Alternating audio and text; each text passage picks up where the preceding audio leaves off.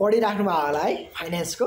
ल ठिक छ, पढ्नुहोस्, राम्रोसँग पढ्नुहोस्। ठिक छ, कतिजना त मेरो वेटिङमा पनि बस्नु भयो होला, सुबिसीले कहिले नोट्स हाल्छ भनेर वेटिङमा बसिराख्नु भयो होला। अब चाहिँ एउटा कुरा भन्न गइरहेको छु, तपाईँहरू कोही पनि नरिसाउनुहोस् है, किनभने चाहिँ रिसाउन चाहिँ पाइँदैन है, मसँग रिसाउन चाहिँ पाइँदैन। बट तपाईँहरूकै लागि मैले भन्न गइरहेको हो।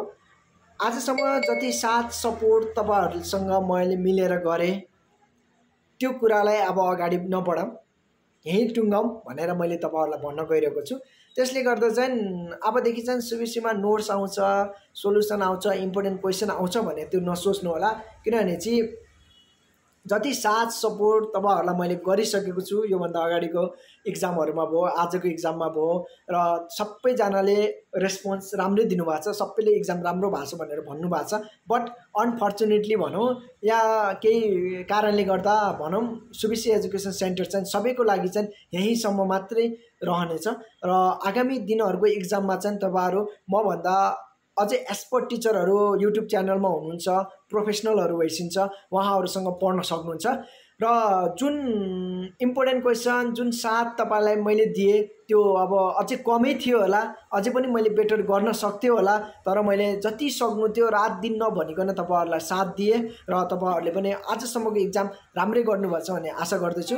अनि अर्को कुरा के भन्न चाहन्छु भने चाहिँ जति पनि स्टुडेन्टहरूले एउटा माया देखाउनु भयो सुबिसी एजुकेसन सेन्टरलाई, त्यो माया म कहिले पनि भुल्ने छैन। र जुन सपोर्ट साथ मैले तपाईँहरूलाई दिएँ त्यो साथहरू पनि तपाईँहरू र कहिले नभुल्नु होला, किनभने चाहिँ मैले आफूले जुन साथ सपोर्ट तपाईँहरूलाई दिएको छु त्यो भनेको एउटा जस्ट निस्वार्थ रूपमा मैले तपाईँहरूलाई गरेको है।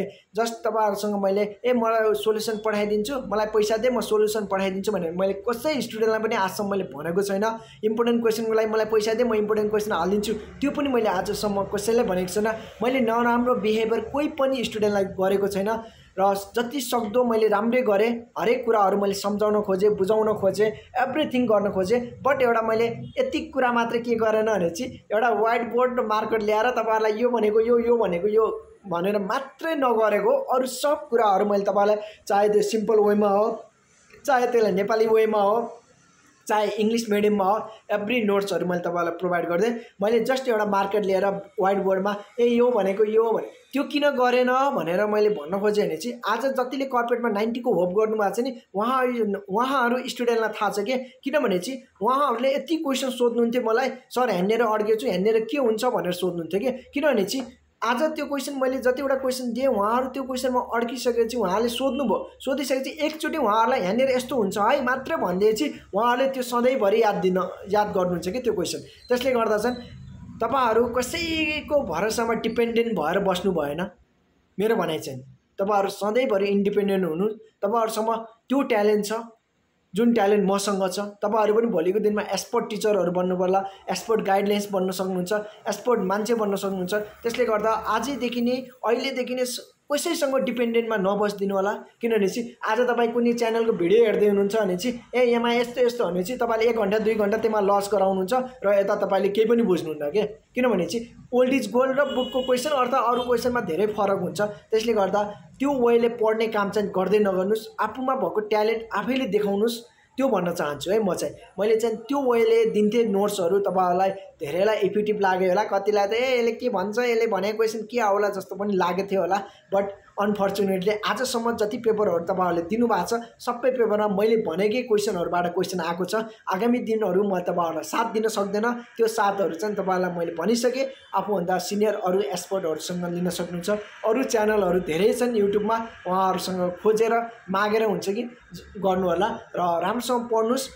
यत्रो दिन बिदा छ, यो बिदालाई युटिलाइज गरेर पढ्नुहोस्, धेरै सजिलो छ है। एफआइएममा तपाईँले मजाले 90 ल्याउन सक्नुहुन्छ, इन्भेस्टमेन्टमा 90 ल्याउन सक्नुहुन्छ। अलिकता मेहनत चाहिन्छ, अलिकता हार्डवर्किङ चाहिन्छ, त्यो कुरालाई चाहिँ नछुटाउनु होला। र मार्केटिङ ग्रुपको स्टुडेन्टलाई पनि भन्छु अलिकता मेहनत गर्नुभएछ भने चाहिँ आज जुन 30 वटा क्वेसन भित्रैबाट क्वेसन आछ भने चाहिँ त्यस्तै टाइपको क्वेसन आफैले रेज गरेर बनाउनुहोस् र बनाइसकेपछि त्यसलाई सेल्फ स्टडी गरेर पढ्ने कोसिस गर्नु। र एकाउन्टिङ ग्रुपको स्टुडेन्ट हुनुहुन्छ भने चाहिँ केही पनि गाह्रो छैन, मैले 1-2 जना स्टुडेन्टलाई त फोन गरेरै भनिदिन्छु यस्तो यस्तो हुन्छ भनेर। बट यदि अरू हुनुहुन्छ भने चाहिँ तपाईँहरूले पनि कसैको डिपेन्डेन्ट भएर बस्नु पर्दैन, आफैले सेल्फ स्टडी घरमै बुक छ, त्यत्रो बुक हुँदा मजाले गर्न सक्नुहुन्छ। तर सुबिसी एजुकेसनमा चाहिँ बुक पनि चाहिन्थेन, ओल्ड इज गोल्ड पनि चाहिन्थेन, सोल्युसन पनि चाहिन्थेन जस्ट एमा एउटा पेन, क्यालकुलेटर र कपी लिएर आइपुग्थ्यो। बट अनफर्चुनेटली चाहिँ सुबिसी एजुकेसन सेन्टर यही समाप्त हुन गइरहेको छ र सबैजनालाई म अग्रिम बेस्ट अफ लक भन्न चाहन्छु। आगामी 2टा इक्जाम तपाईहरु सुबिसी एजुकेसन सेन्टर बिना गर्दै हुनुहुन्छ र राम्रै गर्नुस्। अरु एक्सपर्ट टिचरहरुसँग सोध्नु होला, इम्पोर्टेन्ट क्वेशनहरु भनिदिनुस् भनेर सोध्नु होला, उहाँहरुले पनि भनिदिइहाल्नुहुन्छ। त्यहाँबाट तपाईहरुले राम्रो इक्जाम गर्न सक्नुहुन्छ भन्ने आशा गर्दछु र राम्रोसँग पढ्नुस्। र सबैजनालाई म मेरो 2 हात जोडेर भन्छु, आफूमा इन्डिपेन्डेन्ट भएर बस्नुस्, कसैमाथि डिपेन्डेन्ट नहुनुस्। आफू सेल्फ स्टडी गरेर पढ्न सक्नुहुन्छ। कसैको युट्युब च्यानललाई स्क्रल गर्दै हेर्नु पर्दैन। जति गर्नु छ इम्पोर्टेन्ट क्वेशन लिने हो। इम्पोर्टेन्ट क्वेशन भइसकेपछि तपाईहरुले आफैले सेल्फ स्टडी गर्नु। यसरी पढ्नु कि भोलिको दिनमा म अरु साथीलाई पढाउन सक्छु जसरी पढ्नु होला र राम्रोसँग पढ्नु होला। अब good night, take care, bye by.